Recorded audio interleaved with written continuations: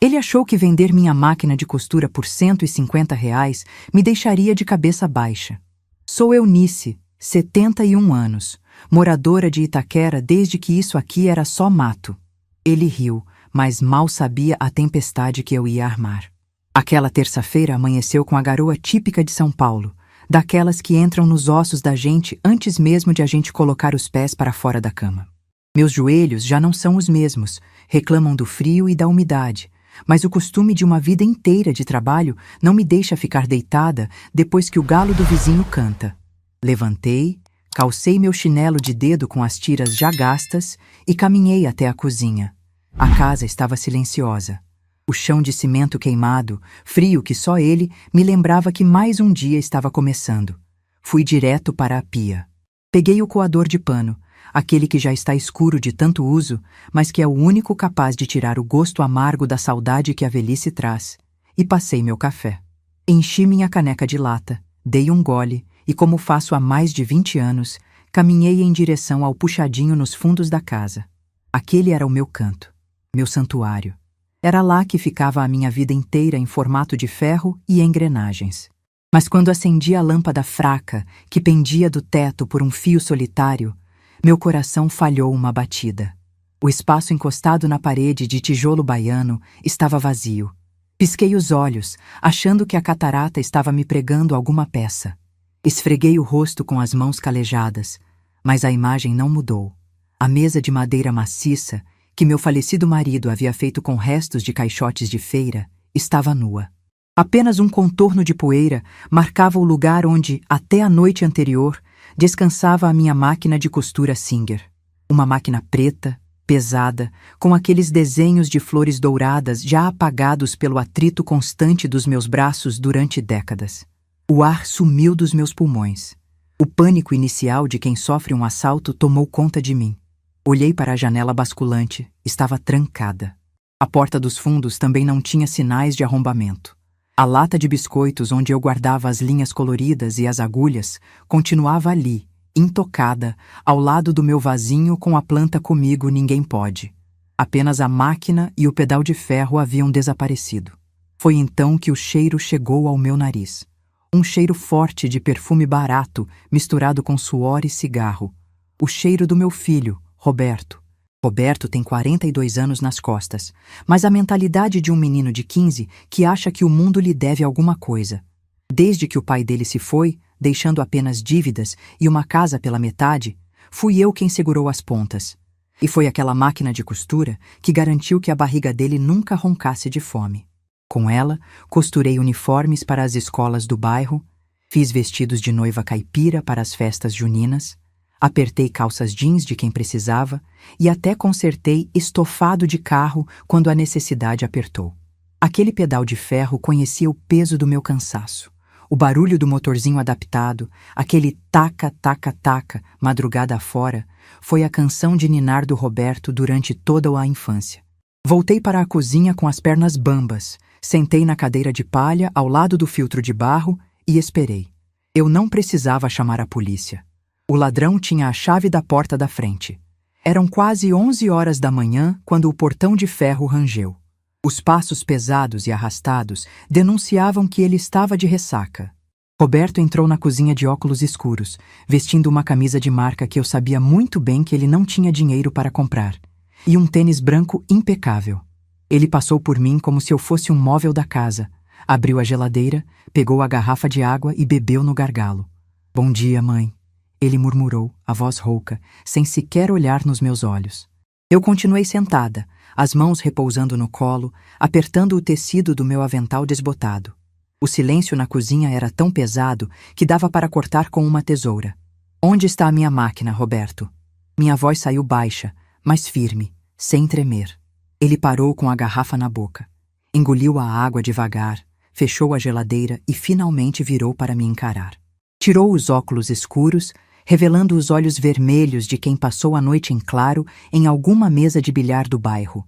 Um sorriso torto, debochado, começou a se formar no canto da boca dele. "Ah, mãe, a senhora foi lá no fundo, é?" Ele disse, com a naturalidade de quem fala sobre a previsão do tempo. Eu dei um jeito naquilo. "Deu um jeito?" repeti, sentindo uma queimação subir do estômago até a garganta. É, mãe. Passou o caminhão do ferro velho bem cedinho antes da senhora acordar. O cara estava comprando sucata. Eu chamei ele, a gente colocou a máquina na caçamba e pronto. Limpei aquele espaço para a senhora. Aquele quartinho estava precisando de um respiro. Eu não conseguia acreditar no que meus ouvidos velhos estavam escutando. Ele falava sorrindo. Ele falava como se estivesse me fazendo um favor. Você vendeu a minha máquina?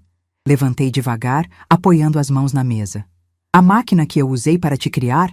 Para pagar a sua escola, as suas roupas, a comida que você mastiga até hoje debaixo do meu teto? Roberto soltou uma risada pelo nariz. Aquela risada seca de quem acha que o interlocutor é um ignorante. Mãe, pelo amor de Deus, a senhora já está com mais de 70 anos. A vista da senhora já não é a mesma. Outro dia mesmo vi a senhora penando para passar a linha no buraco da agulha. Aquilo lá era ferro velho, mãe. Só servia para juntar aranha e poeira. A senhora tem que descansar, ficar assistindo novela, ir na missa. Deixa de ser apegada a lixo. A palavra lixo bateu no meu peito como uma marretada. Minha vida inteira de suor, as noites em que dormia em cima daquela mesa de madeira, chorando de dor nas costas para entregar uma encomenda no prazo, resumidas a lixo. Por quanto você vendeu, Roberto? Perguntei, sentindo minha espinha gelar. Ele deu de ombros, enfiando a mão no bolso da calça e tirando um maço de notas amassadas. O cara não queria pagar muito não, porque é um modelo antigo, sabe? Mas eu sou bom de negócio. Tirei R$ 150 dele. Até que rendeu um dinheirinho bom pro final de semana. R$ 150. 30 anos de história. Minhas digitais gastas. O sustento da nossa família. Vendidos por R$ 150 para ele gastar em cachaça e apostas de bar. Ele jogou uma nota de R$ 50 em cima da mesa, perto da minha caneca de café. Toma aí. Compra uns pães doces na padaria que eu sei que a senhora gosta. O resto eu vou usar para pagar uma dívida com um amigo meu. Fiquei olhando para aquela nota de R$ 50 com o rosto da onça pintada. O papel estava um pouco sujo, dobrado nas pontas. Era o preço que meu próprio filho havia colocado na minha dignidade. Eu queria gritar. Queria pegar a vassoura que estava encostada na parede e bater nele até expulsá-lo de casa. Queria chorar aos prantos, como uma velha fraca e desamparada, perguntando a Deus onde foi que eu errei na criação daquela criatura. Mas eu não fiz nada disso. O que é do homem, o bicho não come, já dizia a minha avó lá no interior de Minas Gerais. E a raiva, quando é muito grande, não faz barulho. Ela silencia. Ela esfria o sangue da gente. Eu olhei bem fundo nos olhos do Roberto. Vi a arrogância dele. Vi a certeza absoluta de que eu era apenas uma velha gagá, inofensiva, que ia resmungar um pouco, chorar no quarto e depois esquecer o assunto. Ele achava que eu não tinha mais forças, que a minha vida agora se resumia a varrer o quintal e cozinhar para ele. E R$ 150, repeti, a voz soando quase como um sussurro. Pois é, mãe. E agradece, porque o cara ia dar só 100. Bom, vou tomar um banho que eu combinei de almoçar com os parceiros. Tem mistura na geladeira? Tem, respondi sem piscar. Tem carne moída. Beleza. Ele deu as costas, assobiando uma música qualquer, e caminhou para o banheiro como se fosse o dono do mundo. Como se o chão que ele pisava não tivesse sido pago com as bainhas que eu fiz naquela mesma máquina que ele atirou numa caçamba de entulho. Fiquei sozinha na cozinha. A garoa lá fora engrossou, batendo nas telhas de brasilite com um som constante e melancólico. Peguei a nota de R$ 50 em cima da mesa. O papel era áspero. Amassei a nota na mão até formar uma bolinha apertada. Eu não derramei uma única lágrima. A tristeza havia sido completamente engolida por um sentimento muito mais forte, muito mais antigo. Uma indignação que vinha lá do fundo das minhas raízes. Eu fui a mulher que enterrou o marido com dignidade quando não tínhamos um tostão furado. Fui a mulher que peitou o fornecedor caloteiro no Brás para garantir o tecido das minhas clientes. Eu nunca fugi de uma briga e nunca deixei ninguém pisar no meu nome. Nem mesmo o sangue do meu sangue. Caminhei de volta até o quartinho dos fundos.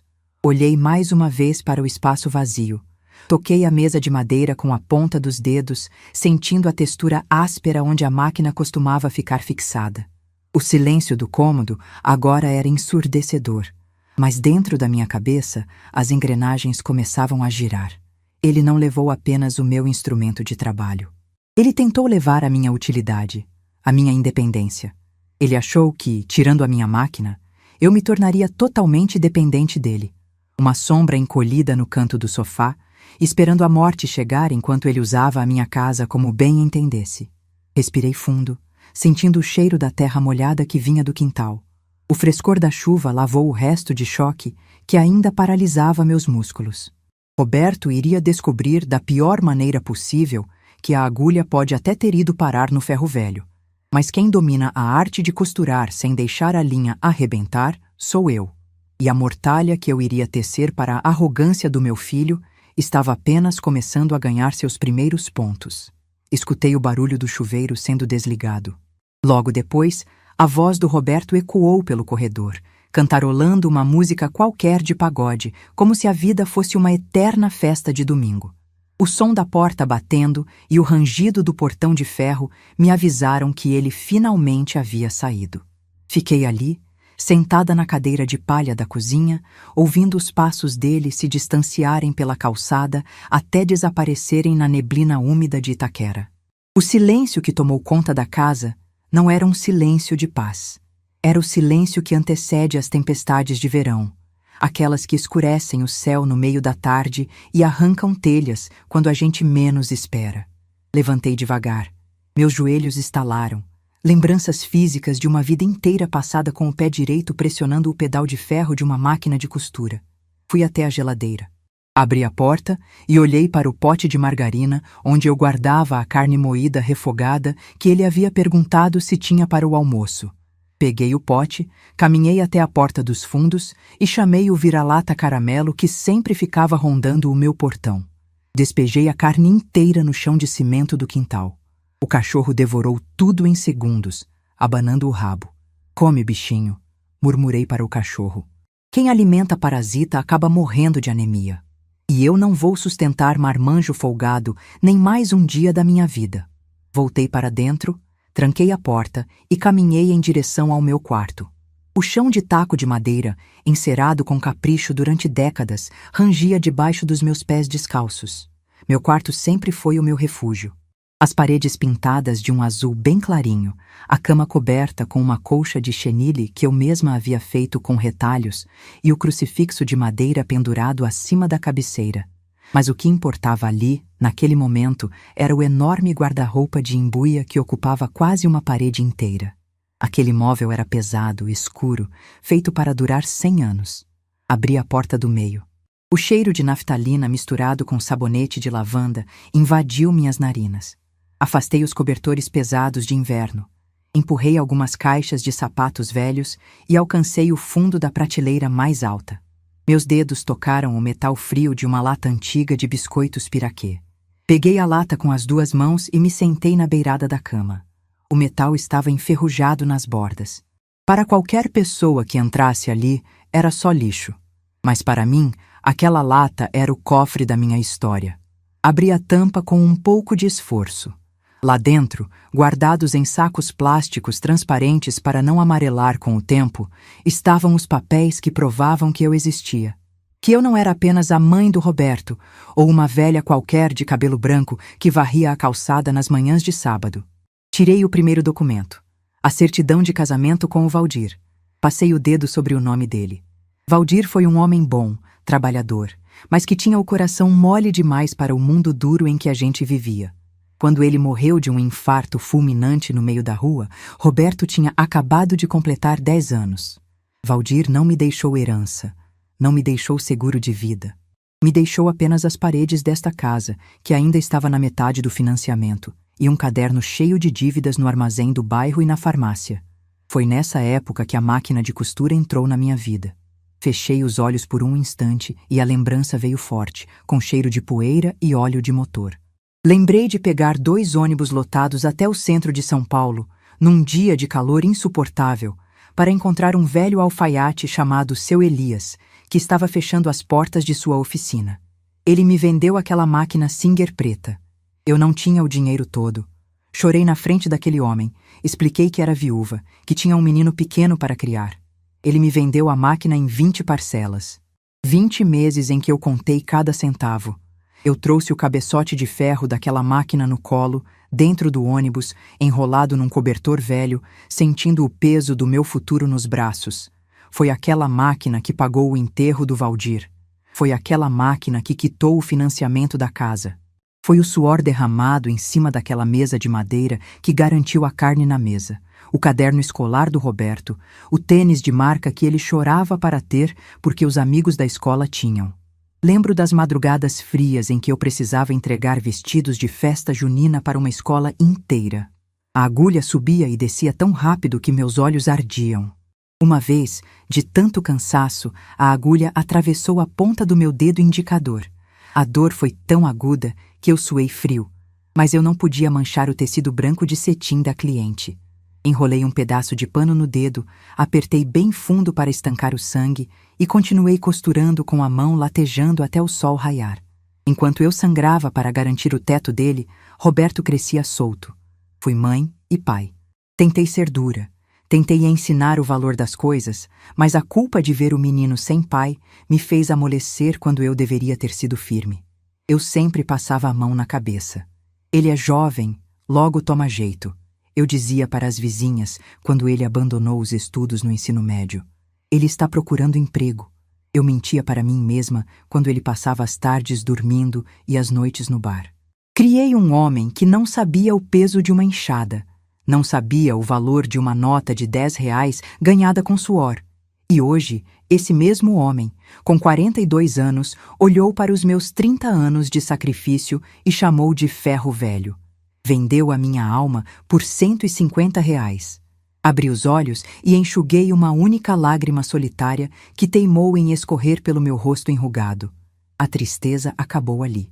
O que tomou o lugar dela foi uma clareza fria e cortante. A velha ditadura do sangue não ia mais me cegar. Cobra que não anda não engole sapo. E eu estava parada há muito tempo, aceitando as migalhas de respeito que ele fingia me dar. Mergulhei a mão mais fundo na lata de biscoitos e tirei a escritura da casa. Desdobrei o papel grosso, cheio de carimbos do cartório. Meus olhos correram pelas linhas escritas à máquina de escrever. O nome do Valdir estava lá, mas o meu também. Eunice Aparecida da Silva. E logo abaixo, o carimbo de quitação. Esta casa era minha. O terreno, os tijolos, o telhado que não deixava a chuva molhar a cabeça daquele ingrato. Tudo era meu. Roberto agia como se fosse o senhor daquele espaço, entrando e saindo a hora que queria, trazendo mulheres de procedência duvidosa para dormir no quarto de hóspedes, deixando a louça suja na pia e as toalhas molhadas em cima do sofá. Ele achava que a casa era a herança antecipada dele. Achava que eu estava com um pé na cova e que, tirando minha máquina, eu finalmente me renderia à velhice e ficaria sentada num canto, apenas esperando a morte chegar para passar a escritura para o nome dele. Mas ele cometeu um erro fatal. Ele subestimou a esperteza de uma mulher que sobreviveu à pobreza na periferia de São Paulo. Tirei o último item do fundo da lata. Uma pequena caderneta azul da Caixa Econômica Federal. O elástico que a prendia já estava esgarçado. Abri na última página atualizada. Roberto sempre achou que eu vivia apenas do salário mínimo da minha aposentadoria por idade. Todo mês ele me via contando as moedas para pagar a conta de luz e o carnê do IPTU.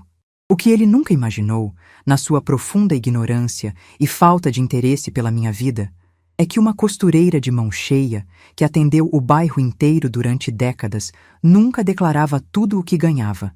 Cada barra de calça, cada vestido de noiva, cada concerto rápido de zíper que eu fazia, eu separava uma parte. Às vezes R$ 10, às vezes 50. Todo dia, 5 de cada mês, durante 30 anos, eu caminhava até a casa lotérica da avenida principal e depositava aquele dinheiro na poupança. Eu não comprava roupas novas para mim. Não ia a salão de beleza pintar o cabelo. Meu único luxo era o pó de café e a linha de costura. Olhei para os números impressos no papel do banco. Havia ali o suficiente para comprar 10 máquinas de costura novas em folha, das mais modernas, daquelas que bordam sozinhas pelo computador. Havia o suficiente para eu reformar a casa inteira, ou até mesmo para me mudar para um apartamento pequeno na praia e nunca mais olhar para a cara daquele traste. Eu não era uma velha pobre e dependente. Eu era uma mulher com recursos. Eu tinha poder. E o maior poder de todos é aquele que o seu inimigo não sabe que você tem. Passei a mão sobre o papel da caderneta. Eu não queria comprar outra máquina. A dor não era pela falta do equipamento para trabalhar, porque meus olhos já estavam cansados demais para virar madrugadas costurando.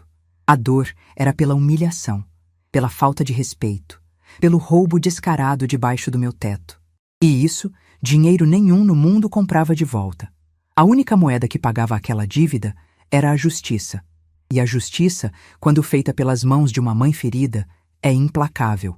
Peguei um pequeno caderninho de capa preta que ficava junto com os documentos. Era a minha agenda de telefones. Folheei as páginas gastas pelo tempo até encontrar a letra N. Neuza. Neuza era minha amiga desde o tempo em que as ruas de Itaquera ainda eram de terra batida. Ela trabalhou a vida inteira como secretária no cartório de notas do bairro. Conhecia de leis, de contratos, de assinaturas e, principalmente, conhecia os atalhos para resolver problemas difíceis.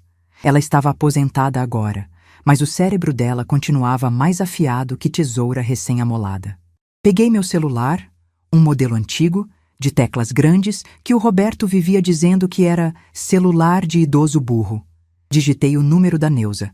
No terceiro toque, a voz rouca dela atendeu. Alô? Neuza? Sou eu, a Eunice. Eunice, minha querida. Que milagre você me ligar a essa hora da manhã. Tá tudo bem? A voz tá meio estranha. A voz é de quem acordou para a vida, Neuza, falei, mantendo o tom baixo e firme, como se estivesse fechando um negócio. Preciso de um favor seu, daqueles que a gente não pede para qualquer um. Pode falar. Sabe que para você eu dou um jeito em qualquer coisa. O que o encosto do seu filho aprontou dessa vez? Dei um meio sorriso. As amigas de verdade sempre sabem onde o sapato aperta. Ele vendeu a minha máquina de costura para o ferro velho hoje cedo, Neuza, por R$ 150.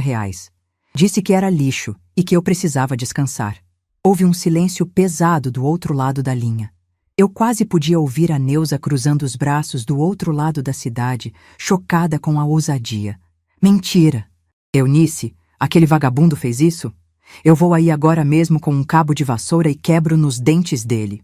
Não, Neuza, deixa a vassoura quieta. Violência não resolve nada, só dá razão para o errado. Eu quero bater nele onde realmente dói, no conforto, na segurança. O que você está pensando em fazer, mulher? Você ainda tem o contato daquele seu sobrinho? O advogado? O que mexe com coisas de imóveis e família? O Marcos? Tenho sim. Ele tem o escritório lá no Tatuapé agora. Quero que você marque um horário para mim com ele, o mais rápido possível. Amanhã de manhã, se der. Eu vou pagar a consulta, não quero favor de graça, não. E Neuza, não comenta nada com ninguém do bairro. O Roberto não pode nem sonhar que eu estou mexendo os pauzinhos. Eunice, você vai fazer o que eu tô pensando que você vai fazer?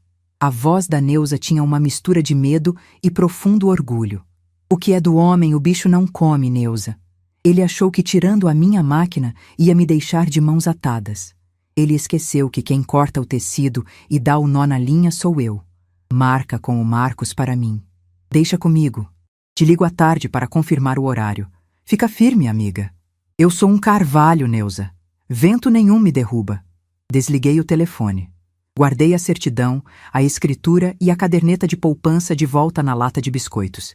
Fechei a tampa com força, garantindo que estivesse bem lacrada, e coloquei a lata de volta no fundo do guarda-roupa, cobrindo-a perfeitamente com os cobertores pesados. Em seguida, tirei o meu avental desbotado, aquele que cheirava a café e a alho frito. Joguei o avental no cesto de roupa suja. Fui até o espelho da minha penteadeira de madeira, a mesma que acompanhava a cama de embuia. Olhei para o meu reflexo. As rugas estavam ali, marcando os cantos dos olhos e da boca. O cabelo, totalmente branco, não via uma tintura há mais de 10 anos. Os ombros levemente curvados pelo peso de tantas dores nas costas. Mas os meus olhos... os meus olhos estavam brilhando. Havia uma chama escura e viva dentro deles.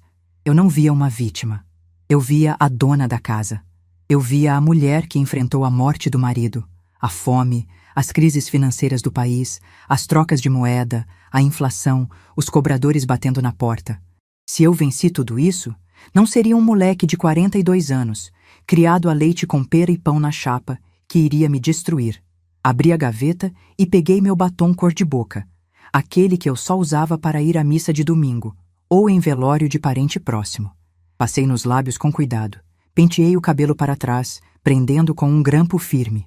Escolhi uma blusa de botão limpa, de tecido bom, e uma saia escura que ia até abaixo dos joelhos. Calcei meus sapatos fechados de couro macio. Eu tinha uma última missão antes da hora do almoço. Eu precisava descobrir para onde a minha máquina tinha ido. Não porque eu fosse lá chorar e implorar para comprar de volta. Não, eu precisava saber os passos do Roberto. Precisava recolher as provas da traição dele.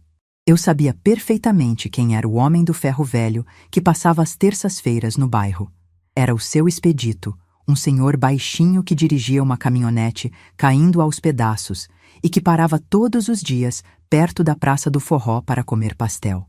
Peguei minha bolsa preta de alça curta, coloquei meus documentos básicos, meu guarda-chuva pequeno e a chave de casa. Enquanto eu caminhava pelo corredor em direção à porta da frente, olhei para as paredes da sala. Os quadros com as fotos do Roberto criança, sorrindo banguela na escola. Senti uma pontada no peito, uma dor de luto. O menino daquelas fotos havia morrido. O homem que ocupava o lugar dele era um estranho, um invasor que havia roubado a minha paz e destruído o meu instrumento de sobrevivência. Abri a porta da frente. A garoa de São Paulo continuava caindo, fina, fria, lavando as calçadas e deixando o asfalto escuro. O cheiro de asfalto molhado me encheu os pulmões. Tranquei o portão com 2 voltas na chave e guardei no fundo da bolsa. Ele queria me tratar como lixo descartável, mas iria descobrir que ferro velho enferruja, enquanto o ouro forjado no fogo da dificuldade apenas brilha mais forte. A armadilha se estava armada, e eu não teria piedade de quem ousasse pisar no fio da minha navalha. A garoa fina cortava o rosto como se fossem pequenas agulhas de gelo, mas eu não diminuí o passo. A rua de asfalto remendado, cheia de poças escuras, era o meu caminho conhecido de tantas décadas.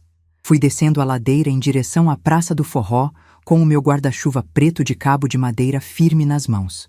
O cheiro de óleo de soja, fritando pastel de carne e queijo, já dominava o ar úmido quando avistei a caminhonete Ford F1000, azul calcinha, velha e enferrujada, estacionada perto da padaria. Era ali que o seu Expedito batia ponto todo santo dia antes do almoço. Fechei o guarda-chuva, sacudi a água e me aproximei da barraca. Seu Expedito estava lá, um homem miúdo, de chapéu de palha gasto e mãos sujas de graxa e ferrugem, mastigando um pastel com a boca meio aberta. Quando ele bateu o olho em mim, parou de mastigar na mesma hora. Ele conhecia a minha cara. Itaquera é grande, mas a gente da antiga se conhece pelo andar. Dona Eunice, ele disse, limpando a boca nas costas da mão, já adivinhando que a minha visita não era para perguntar se ia chover mais tarde. Bom dia, seu Expedito. O senhor passou na minha casa hoje cedo, não passou? Fui direto ao ponto. A voz mansa, mas reta como um fio de prumo. Ele engoliu seco, olhando para os lados. Passei sim, senhora. O Roberto me chamou. Disse que estava fazendo uma limpa nas tralhas velhas do quartinho.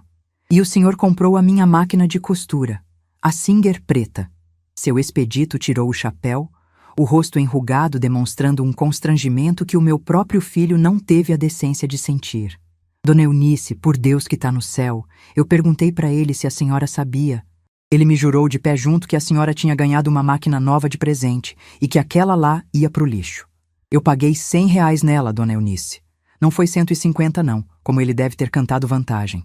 Eu sei que vale mais, mas é que eu revendo para um rapaz no centro que restaura. R$ 100. Roberto mentiu até no valor do próprio roubo para parecer que era um grande negociante. Engoli a bilha amarga que subiu pela garganta. O senhor ainda está com ela na caçamba? Perguntei. Tá lá, debaixo da lona azul para não molhar. A senhora quer de volta? Eu devolvo, Dona Eunice. Não quero confusão pro meu lado. Eu sou homem de paz. Abri a minha bolsa preta. Puxei 2 notas de R$ 100, dinheiro vivo que eu sempre trazia na carteira para uma emergência, e estendi na direção dele. Eu não quero de graça, seu expedito. O senhor trabalha duro e o erro não foi seu. Toma aqui R$ 200, 100 pelo que o senhor gastou e 100 pelo favor que o senhor vai me fazer agora. Ele olhou para o dinheiro, depois para mim, sem entender. O senhor vai ligar a sua caminhonete agora e vai levar essa máquina lá na rua de cima, na casa da Neuza, a casa do Portão Verde. O senhor vai entregar nas mãos dela e dizer que a Eunice mandou guardar. E depois, o senhor vai pegar um pedaço de papel de pão que seja e vai escrever com a sua letra que comprou a máquina do Roberto hoje de manhã por R$ 100 e vai assinar embaixo. Seu expedito pegou o dinheiro devagar, os olhos arregalados de respeito e um pouco de medo.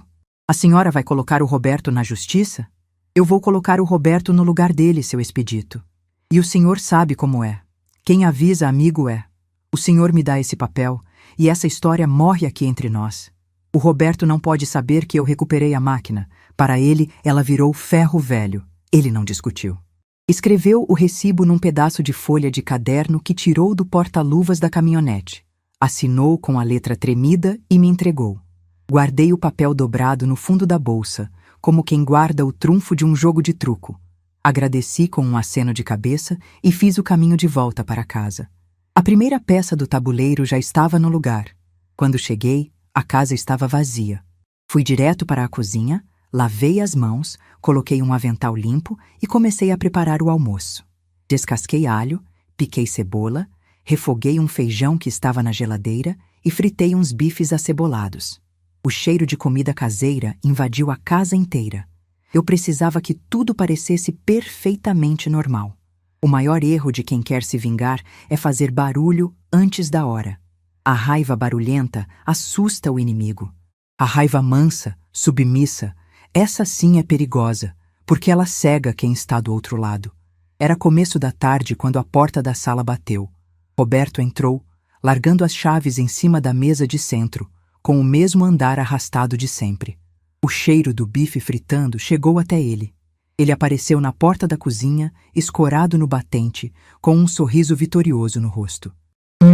Cheiro tá bom, hein, coroa? Ele disse, com aquela voz de menino mimado. Tá vendo?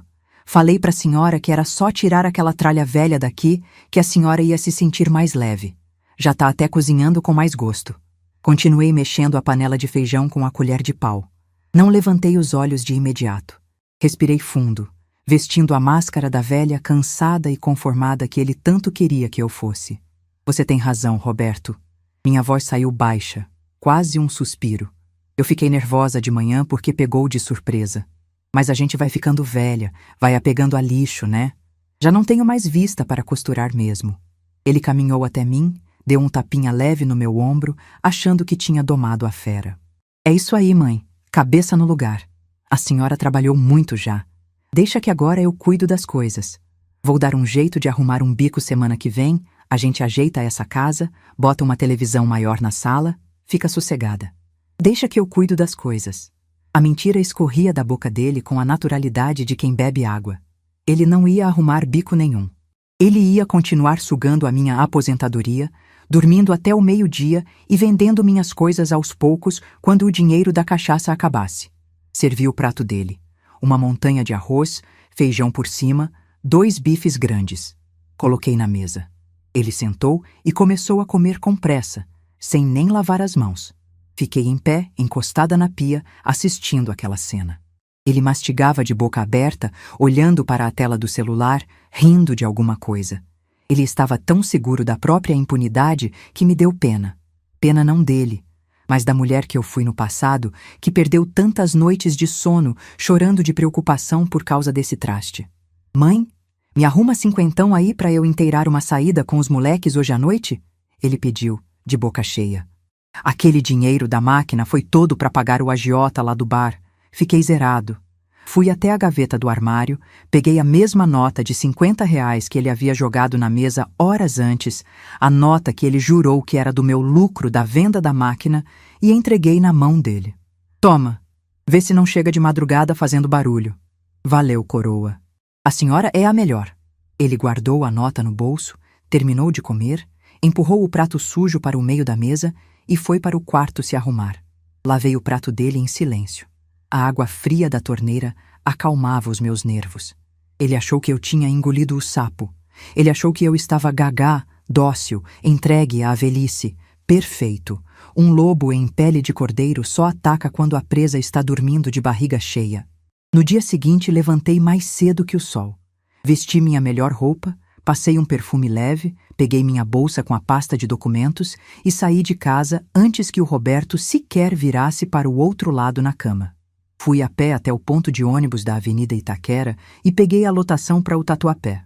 O escritório do Marcos, sobrinho da Neuza, ficava num daqueles prédios espelhados e chiques, onde o chão é tão limpo que a gente tem medo de pisar. A recepcionista me olhou meio de lado por causa dos meus sapatos antigos, mas assim que eu disse meu nome, ela me mandou entrar. Marcos era um homem de uns 40 anos, terno alinhado, cabelo penteado para trás.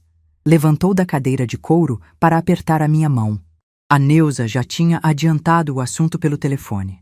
Dona Eunice, sente-se, por favor, ele disse, puxando a cadeira para mim. O ar-condicionado da sala era gelado. Minha tia me contou o que aconteceu. Sinto muito pela sua máquina. Como a senhora quer proceder? Quer que eu faça um boletim de ocorrência por furto? Sentei-me com a coluna reta. Coloquei a bolsa no colo e abri o zíper devagar. Doutor Marcos, se eu fizer um boletim de ocorrência, ele vai na delegacia, chora, diz que é dependente químico, que está arrependido. O juiz passa a mão na cabeça e ele volta para dentro da minha casa com mais raiva ainda. Eu não quero polícia no meu portão. Eu quero cortar o mal pela raiz. Tirei da pasta a escritura da casa, a certidão de óbito do Valdir e o meu extrato bancário gordo da poupança. Coloquei tudo em cima da mesa de vidro dele. Essa casa está no meu nome. Roberto é maior de idade, saudável e não me ajuda com 1 centavo de conta de luz. Eu quero que o senhor faça um documento, daqueles bem duros, com carimbo de lei e tudo.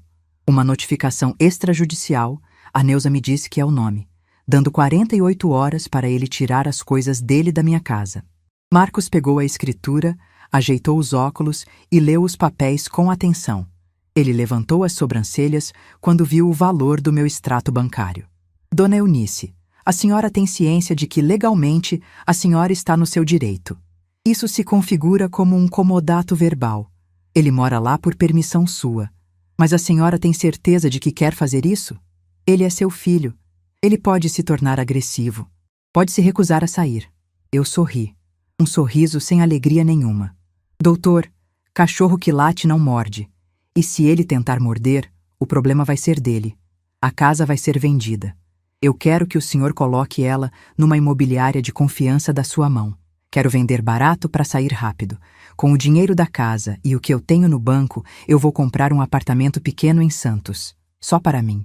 E não quero que o endereço conste em lugar nenhum que ele possa achar. Marcos me olhou com um misto de espanto e profunda admiração. Ele estava acostumado com velhinhas que iam ao escritório chorar pedindo pensão para os filhos ingratos. Ele não estava acostumado com uma mulher que decidiu implodir o próprio castelo para esmagar o rei falso. A senhora é uma mulher muito decidida, dona Eunice. A vida me fez assim, doutor. Eu passei 30 anos costurando para não deixar faltar nada para ele. O mínimo que eu esperava era respeito. Já que ele acha que eu sou um peso, que minhas coisas são lixo, eu vou retirar o peso da vida dele. Vou deixar ele voar livre. Sem teto, sem comida quente e sem a mãe gagá para limpar a sujeira dele. Assinei as procurações que o Marcos imprimiu. Paguei os honorários dele à vista, no dinheiro, recusando o desconto que ele tentou me dar por ser amiga da tia dele. Serviço bem feito se paga o preço justo. Combinamos que o motoboy do cartório entregaria a notificação oficial na minha casa dali a 2 dias, na sexta-feira, na hora do almoço, que era quando eu sabia que o Roberto estaria acordado, sentado no sofá, esperando a comida cair do céu. Os 2 dias que se seguiram foram uma obra de arte da paciência. Eu me transformei na melhor mãe do mundo. Lavei todas as camisas do Roberto e passei a ferro, deixando no cabide com cheiro de amaciante. Fiz bolo de fubá com erva doce para o café da tarde. Quando ele levou um amigo de caráter duvidoso para beber cerveja na varanda na quinta-feira à noite, eu não reclamei. Fiquei na cozinha, ouvindo as risadas grossas e as piadas sujas, limpando a mesa, quieta, como um fantasma na minha própria casa. A velha finalmente entrou nos eixos. Eu ouvi o Roberto dizer para o amigo no quintal, achando que eu não estava escutando. Foi só dar um susto nela, vender aquela porcaria de máquina que ela viu quem é que manda na casa. Velho tem que tratar assim, no choque, senão monta em cima. Apertei o pano de prato nas mãos com tanta força que os nós dos meus dedos ficaram brancos. Deixei ele falar. Deixei ele se sentir o dono do mundo. Enquanto ele dormia o sono pesado da ressaca, eu empacotava a minha vida. Não precisei de caixas grandes. Peguei 2 malas de viagem antigas. Guardei minhas roupas, meus documentos, as fotos do meu marido e os poucos objetos de valor sentimental que eu tinha. O filtro de barro velho ficaria. Os móveis ficariam para a imobiliária esvaziar. Minha máquina já estava segura e embalada na casa da Neuza. Eu estava me despindo daquela casa, daquele bairro, daquela vida de servidão. Fui levando as malas aos poucos, de madrugada, arrastando pelas calçadas até o portão da Neuza, que guardou tudo na garagem dela. Na manhã de sexta-feira, a casa amanheceu com um silêncio diferente. Não era mais o silêncio da tristeza.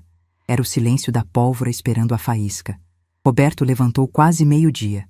Veio para a cozinha de bermuda e descalço, coçando a barriga, com a cara amassada. Bom dia, mãe. Tem café pronto aí? E o que vai ser o almoço? Tô com uma fome de leão. Eu estava sentada na cadeira de palha. A mesma cadeira onde eu estava quando descobri o roubo. A mesa estava limpa. Não havia panela no fogo. Não havia cheiro de comida. Não havia avental no meu corpo. Eu estava vestida com a minha roupa de sair, a bolsa preta no colo, as mãos repousando sobre ela. Olhei para o relógio na parede. Faltavam 5 minutos para o meio-dia. O motoboy do cartório estava virando a esquina. A hora do cordeiro tirar a pele e mostrar os dentes finalmente havia chegado. Roberto parou no meio da cozinha, coçando o peito cabeludo por baixo da camiseta amassada. Os olhos dele, ainda inchados pelo sono e pela cachaça da noite anterior, varreram o ambiente. Ele olhou para o fogão frio e limpo. Olhou para a pia sem uma única panela suja. Depois, finalmente, olhou para mim.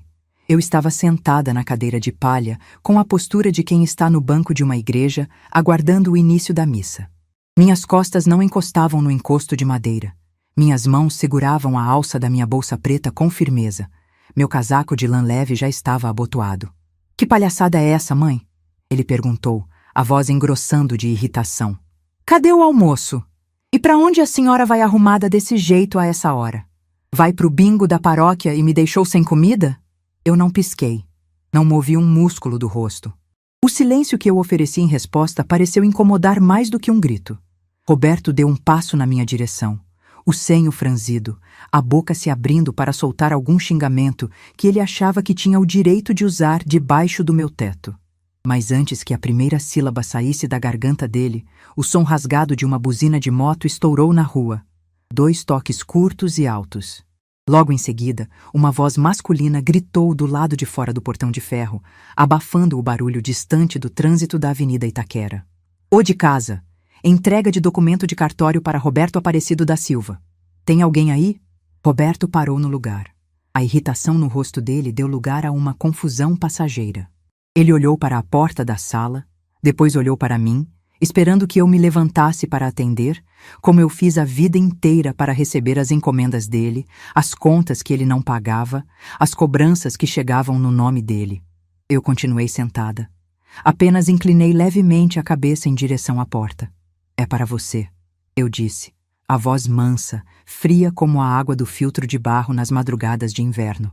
Vai lá atender. O rapaz está com pressa. Ele resmungou um palavrão entre os dentes, calçou o chinelo de dedo, arrastando os calcanhares no chão de cimento queimado e caminhou batendo os pés até a sala. Ouvi o barulho da chave virando na fechadura, o rangido do portão da rua e a voz dele, grossa e mal educada, perguntando do que se tratava. O motoboy respondeu algo ininteligível, pediu uma assinatura. Segundos depois, o portão bateu com força. Roberto voltou para a cozinha rasgando um envelope pardo grosso. Ele caminhava de cabeça baixa, lendo as primeiras linhas do papel timbrado que havia tirado de dentro. Os passos dele foram diminuindo de velocidade até pararem completamente ao lado da mesa, a poucos palmos de distância de onde eu estava sentada. Eu assisti a cada mudança no rosto do meu filho. Foi como ver uma casa desmoronando em câmera lenta. Primeiro, o sorriso torto de deboche desapareceu. Depois, as sobrancelhas se juntaram num vinco profundo de descrença. A cor vermelha do rosto, típica de quem bebeu demais na noite anterior, foi sumindo, dando lugar a uma palidez de cera. Os olhos dele corriam pelas linhas impressas no papel, indo e voltando, como se as letras estivessem escritas em outro idioma. Mãe! A voz dele saiu fina, esganiçada, perdendo toda a arrogância de homem feito. Que porra é essa aqui? Notificação extrajudicial? Desocupação de imóvel? Ele levantou os olhos do papel e me encarou. Havia um pânico genuíno nascendo no fundo das pupilas dele. O que esse advogado tá falando aqui, mãe? Que a senhora colocou a casa à venda? Que eu tenho 48 horas para tirar as minhas coisas daqui sob pena de força policial? Isso é um golpe, né?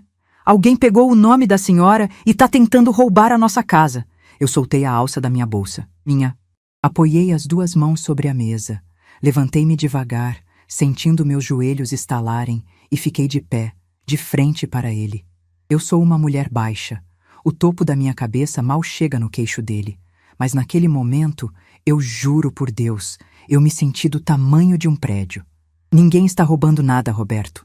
Minha voz saiu limpa, cortando o ar pesado da cozinha, como a tesoura de alfaiate corta a seda. O documento é verdadeiro. Fui eu mesma que assinei no escritório do Dr. Marcos, lá no Tatuapé, na quarta-feira de manhã, enquanto você dormia até o meio-dia, achando que era o dono do mundo. O papel tremeu nas mãos dele. Ele olhou para o documento, olhou para mim, e a descrença virou uma raiva cega. Ele amassou as bordas da notificação, a veia do pescoço saltando. A senhora ficou louca? Tá caduca, velha? Vai vender a nossa casa para onde? Vai me jogar no olho da rua por causa de uma crise de idade? Eu sou seu filho. Essa casa é minha também. Meu pai construiu isso aqui. O seu pai não construiu nada. Eu levantei o tom de voz pela primeira vez em décadas, e o som bateu nas paredes da cozinha com a força de um trovão. Roberto recuou um passo, assustado. O cordeiro havia mostrado os dentes. O seu pai deixou metade das paredes levantadas e uma caderneta cheia de dívida na padaria quando morreu. Quem pagou cada tijolo que falta, quem quitou o financiamento no banco, quem pagou o telhado que não deixa a chuva molhar a sua cabeça oca, fui eu, com o meu suor, com as minhas costas dobradas. Ele engoliu seco. A respiração dele estava ofegante. Ele tentou buscar aquele tom de superioridade, a voz de quem manda, mas ela não veio. Mãe, para com essa brincadeira. A senhora não pode fazer isso. A senhora não tem dinheiro nem para pagar o caminhão de mudança, quanto mais para pagar advogado e vender casa. A senhora vive da aposentadoria. Vai morar onde? Debaixo da ponte? Eu deixei um sorriso frio, sem um pingo de alegria, nascer no canto da minha boca. Abri o zíper da minha bolsa preta. Tirei de lá uma cópia do meu extrato bancário, dobrei ao meio e joguei em cima da mesa, bem na frente dele. Olha bem para esses números, Roberto. Ele hesitou, mas a curiosidade foi maior. Ele pegou o papel com a mão trêmula. Os olhos dele se arregalaram tanto que pareciam que iam pular do rosto. Ele contou os zeros. 1, 2 vezes. A boca dele abriu e fechou, mas nenhum som saiu. O que você achou que eu estava fazendo naquelas madrugadas frias, Roberto? Continuei, caminhando lentamente ao redor da mesa, encurralando a arrogância dele com a verdade. Você achou que eu costurava só para comprar a sua mistura do almoço? Eu guardei cada centavo do meu trabalho por 30 anos. Eu tenho dinheiro suficiente para comprar um apartamento à vista na beira da praia, bem longe de você. E ainda sobra para pagar enfermeira particular se eu precisar. Eu nunca dependi de você. Você é que é um parasita que se grudou na minha pena. O papel com o extrato bancário escorregou dos dedos dele e caiu no chão. O choque era tão absoluto que ele parecia ter levado um soco no estômago.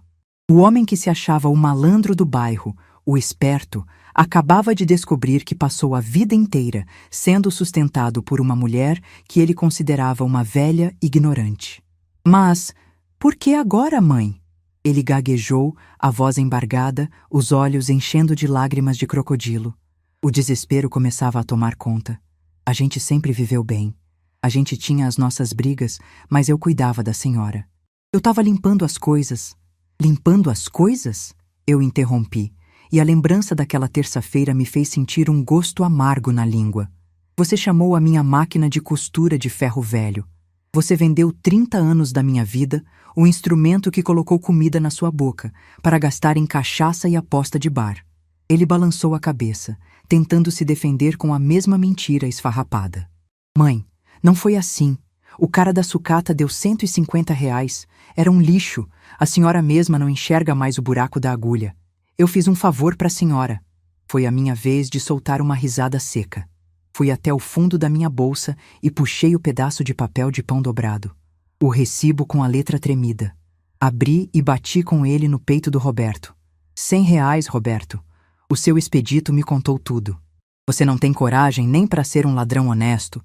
Você mentiu para ele que eu tinha ganhado uma máquina nova. Mentiu o valor para mim para fingir que sabe negociar. Ele olhou para o recibo assinado pelo homem do ferro velho. O chão finalmente sumiu debaixo dos pés dele. Ele recuou até bater as costas na porta da geladeira, as mãos tremendo, o rosto desfigurado pelo pavor de quem vê todas as saídas trancadas. A senhora foi atrás do sucateiro? Eu fui, na mesma hora que você saiu para o bar se achando o rei da cocada preta. E eu comprei a minha máquina de volta, por R$ 200 em dinheiro vivo. E cadê ela? Ele olhou para os lados, como se a máquina preta de ferro fosse aparecer do nada, no meio da cozinha para assombrá-lo. Ela está segura, num lugar onde as suas mãos sujas nunca mais vão encostar. Muito longe desta casa, assim como as minhas malas. As palavras caíram pesadas no ambiente. Roberto piscou, confuso. Malas? Como assim, malas? Você não reparou no guarda-roupa vazio? Não reparou que os meus documentos não estão mais na gaveta? Não reparou que as fotos sumiram da estante da sala? Eu balancei a cabeça em negação, sentindo uma pena profunda da cegueira dele. Claro que não reparou. Você nunca olhou para mim, Roberto. Você só olhava para o prato de comida quente e para a roupa lavada. Eu já fui embora desta casa faz 3 dias, debaixo do seu nariz, e você estava ocupado demais dormindo de ressaca para notar. Ele finalmente desabou. As pernas dele cederam um pouco e ele escorregou pelas costas contra a geladeira, as mãos agarrando os cabelos ralos. O choro veio. Aquele choro feio, alto, de menino mimado que quebrou o brinquedo e percebeu que a mãe não vai comprar outro. Mãe, pelo amor de Deus, não faz isso comigo, ele implorava, as lágrimas escorrendo pelo rosto vermelho. A senhora vai me deixar na rua? Eu não tenho para onde ir. Meus amigos moram de favor, não tenho dinheiro para pagar aluguel. Eu prometo que eu mudo, eu arrumo um emprego na segunda-feira. Eu não bebo nunca mais. Eu trago a sua máquina de volta, eu lustro ela todo dia. Eu olhei para o meu filho chorando no chão da cozinha. A mulher que eu fui no passado teria corrido até ele. Teria ajoelhado no chão frio, abraçado a cabeça dele, chorado junto e dito que estava tudo bem, que o coração de mãe sempre tem espaço para o perdão. Eu teria cancelado a venda da casa, jogado os papéis do advogado no lixo e feito um café fresco para acalmar os ânimos.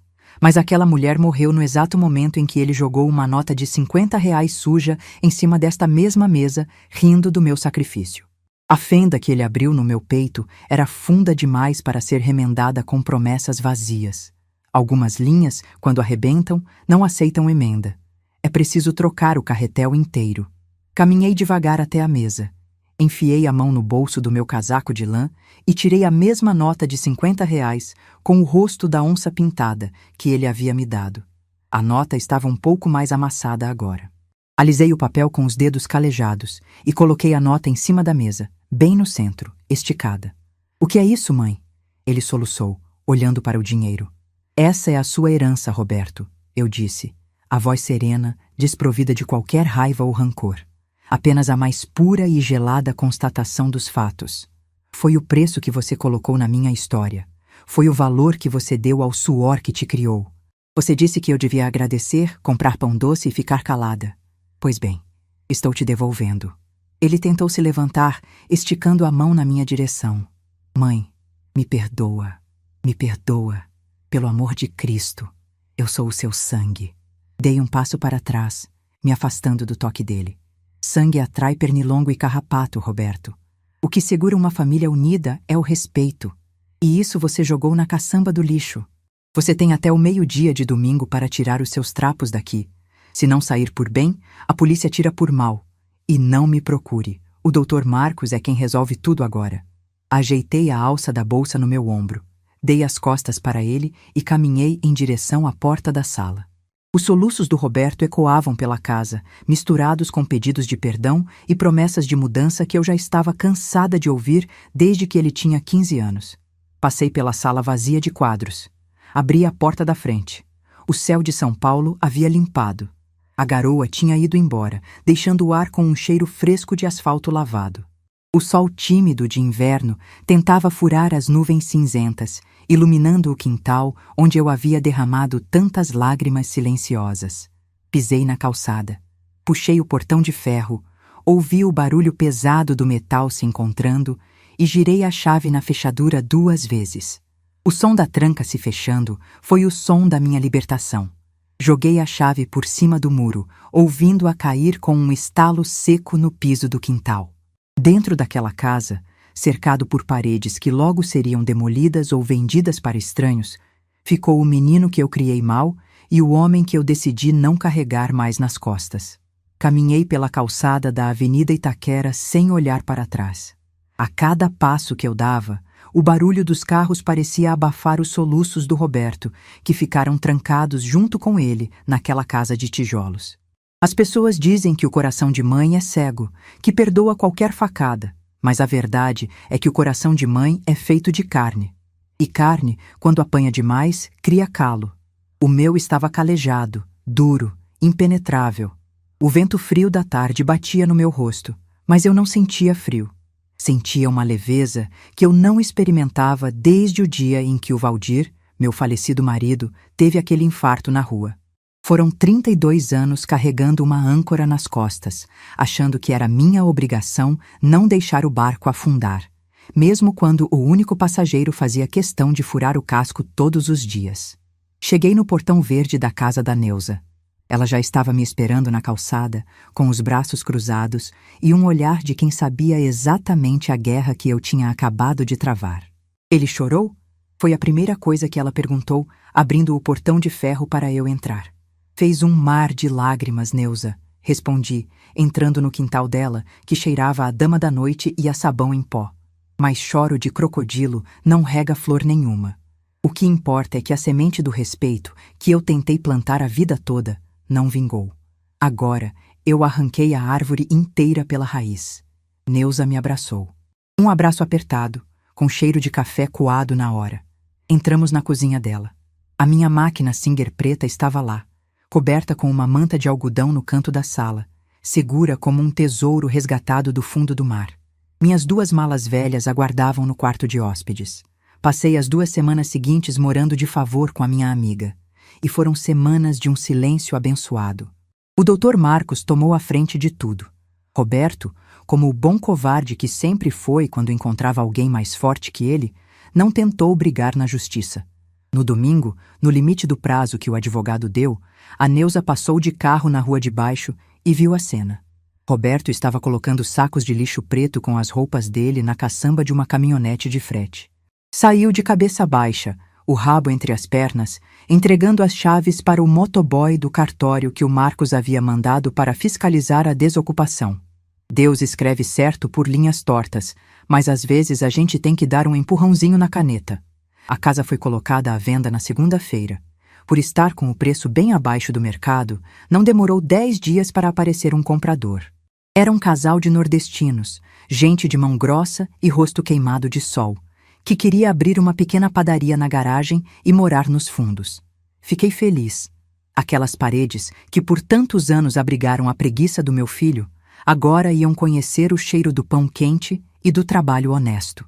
No dia em que o dinheiro da venda caiu na minha conta, juntei com as economias de uma vida inteira que estavam na caderneta de poupança. Sentei na cama de solteiro do quarto de hóspedes da Neuza. Olhei para o extrato no aplicativo do celular, que o Dr. Marcos tinha me ensinado a usar, e chorei. Dessa vez, não era choro de dor. Era o choro de quem atravessa um deserto de joelhos e finalmente encontra um rio de água doce. Eu era uma mulher rica? Não, mas eu era dona do meu destino. E isso não tem dinheiro no mundo que pague. Fiz as malas de novo. Contratei um caminhão de mudança pequeno, apenas para levar a minha máquina de costura, o meu filtro de barro que eu não abandonava por nada e umas poucas caixas. O destino não era mais o asfalto cinza da zona leste de São Paulo. O destino era o mar. Comprei um apartamento de um quarto no bairro do Gonzaga, em Santos. Um prédio antigo, de 3 andares, sem elevador, mas com uma janela na sala que deixava a brisa do mar entrar o dia inteiro. Quando coloquei os pés naquele chão de taco bem encerado pela primeira vez, sozinha, com as chaves na mão, respirei fundo. O cheiro de maresia tomou conta dos meus pulmões velhos. A primeira coisa que eu fiz foi colocar o filtro de barro no canto da cozinha pequena. A segunda foi pedir para os carregadores colocarem a mesa de madeira maciça com a minha máquina Singer preta bem de frente para a janela da sala. Nos primeiros meses, a solidão tentou me assustar. Foram mais de 40 anos ouvindo a voz grossa do Roberto exigindo comida, reclamando da vida, pedindo dinheiro. O silêncio daquele apartamento na praia era tão grande que às vezes zumbia no ouvido. Mas logo eu percebi que não era solidão, era paz.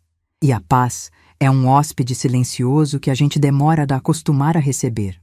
Comecei a criar a minha rotina. Acordava cedo, não com o canto do galo ou com o barulho do caminhão de lixo, mas com o som das ondas estourando longe. Calçava um tênis confortável que eu finalmente tive coragem de comprar com o meu dinheiro numa loja de shopping e ia caminhar no calçadão da praia. O sol da manhã batia no meu rosto, aquecendo os ossos que o frio de Itaquera castigou por tanto tempo. Eu parava no quiosque, tomava uma água de coco gelada e olhava para aquele mar imenso, verde e vivo. Foi num desses passeios que conheci a Dona Salete. Uma senhora de 75 anos, viúva de um estivador do porto que caminhava no mesmo horário que eu. Começamos a conversar sobre o preço do tomate, sobre as dores nas juntas e quando vi, já estávamos tomando café na padaria da esquina. Dona Salete participava de um grupo de voluntárias na paróquia local, que fazia enxovais para bebês prematuros da Santa Casa. Quando contei para ela que eu era costureira de mão cheia, os olhos dela brilharam. Naquela mesma tarde, voltei para casa e tirei a capa da minha máquina Singer.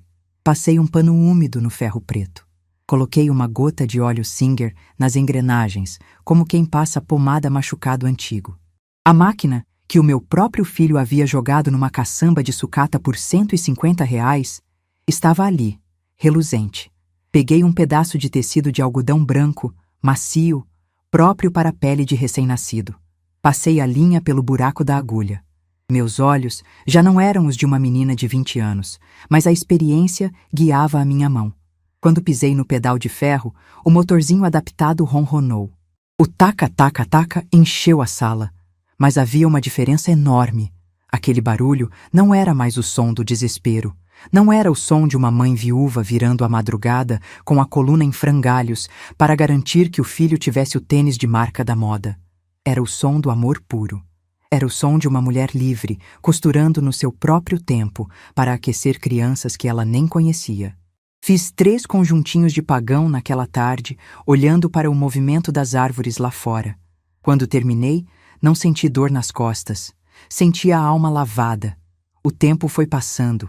Meu cabelo branco cresceu, parei de prender num coque apertado e deixei ele mais solto, cortado na altura dos ombros. Comprei blusas de cores alegres, floridas. Minha pele, antes cinzenta de preocupação, ganhou um tom corado de sol. Eu estava, aos 72 anos, aprendendo a viver pela primeira vez. As notícias de São Paulo chegavam pelos telefonemas semanais da Neuza. Eu nunca perguntava sobre o Roberto. Tinha feito um pacto comigo mesma de que não iria envenenar meu ouvido com o passado. Mas quem tem amiga fofoqueira não precisa perguntar nada, a notícia vem de entrega expressa. Cerca de 8 meses depois que eu me mudei, Neuza me ligou numa terça-feira à noite. Eunice, mulher, você não sabe quem o Marcos encontrou lá no centro de São Paulo ontem. Fiquei calada, ajeitando o vaso da minha planta comigo. Ninguém pode, na varanda do apartamento. O traste do seu filho. ela continuou, sem esperar minha resposta. Marcos estava saindo do fórum e parou numa lanchonete de esquina para comer um salgado. Disse que o Roberto estava lá, de avental sujo de gordura, limpando as mesas e tirando o lixo. Parei de regar a planta. Um nó minúsculo quis se formar na minha garganta, o instinto maldito da maternidade tentando me boicotar.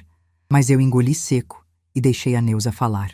Marcos disse que ele está morando num quartinho de pensão lá na Luz. Tá mais magro, a cara chupada. O dono da lanchonete gritou com ele para andar logo com a limpeza, e o bonitão, que se achava o dono do mundo na sua casa, abaixou a cabeça e foi esfregar o chão com pano de chão sujo. Dei um suspiro profundo. Olhei para o mar escuro lá fora, iluminado pelos postes da orla. Quem não aprende no amor, aprende na dor. A vida não tem pena de marmanjo preguiçoso.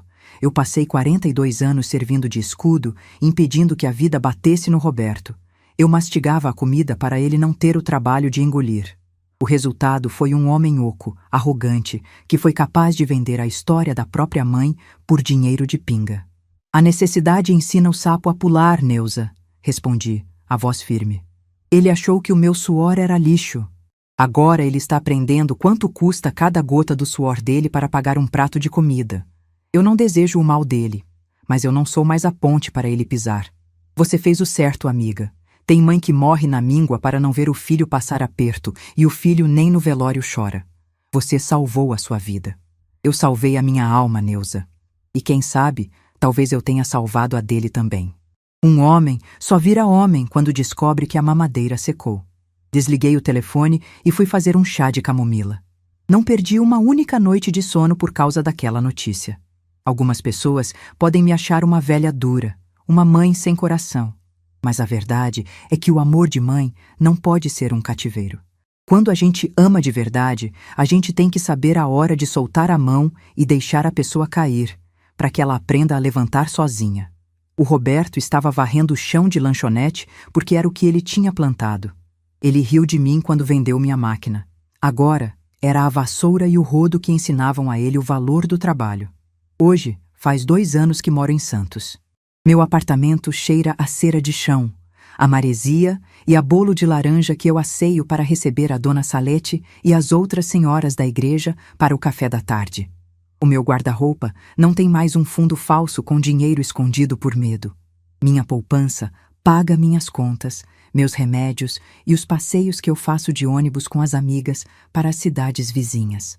Na parede da minha sala, onde antes havia apenas fotos de um menino que não existia mais, hoje tem um quadro bordado em ponto cruz que eu mesma fiz. Nele está escrito um ditado que a minha avó mineira sempre dizia quando a vida apertava. O que não tem remédio, remediado está. Eu não consertei o meu filho. Eu não apaguei os 30 anos de sacrifício. Mas eu costurei um novo destino para mim com os retalhos que sobraram. A máquina Singer continua na sala. Ontem mesmo, uma vizinha nova do prédio, uma moça jovem que trabalha fora o dia todo, bateu na minha porta. Ela estava desesperada porque o vestido da filha pequena tinha rasgado bem na bainha e a menina ia ser florista num casamento no fim de semana. Peguei o vestido. Era um tecido fino, de seda rosa, difícil de lidar. A moça ofereceu-me pagar o dobro do que qualquer costureira cobraria. Eu sorri. Peguei o vestido das mãos dela e neguei o dinheiro com a cabeça. Levei a peça até a mesa de madeira. Sentei na minha cadeira, ajustei os óculos novos no rosto, passei a linha rosa pelo buraco da agulha na primeira tentativa e pisei no pedal de ferro. O motorzinho cantou a sua música de sempre. Em 10 minutos, o vestido estava perfeito, com um acabamento invisível que só as mãos de uma verdadeira dona do ofício conseguem fazer. A moça chorou de agradecimento. Ela perguntou como eu conseguia enxergar tão bem e ter tanta firmeza nas mãos na minha idade. Dobrei o vestido com cuidado, entreguei nas mãos dela e olhei pela janela, vendo o sol refletir nas ondas do mar de Santos. A resposta não estava na vista boa ou na força das mãos, mas na leveza de quem não carrega mais o peso do mundo nas costas. Minha filha, quando a gente tira o lixo de dentro de casa, até a alma da gente volta a enxergar direito.